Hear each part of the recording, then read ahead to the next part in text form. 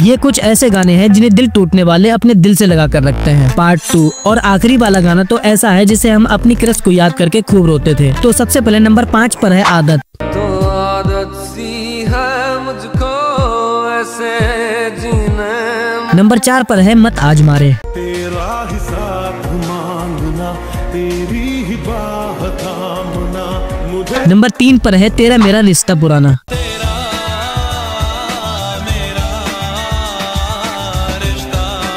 Number 2 पर है देख लो खुद को तुम।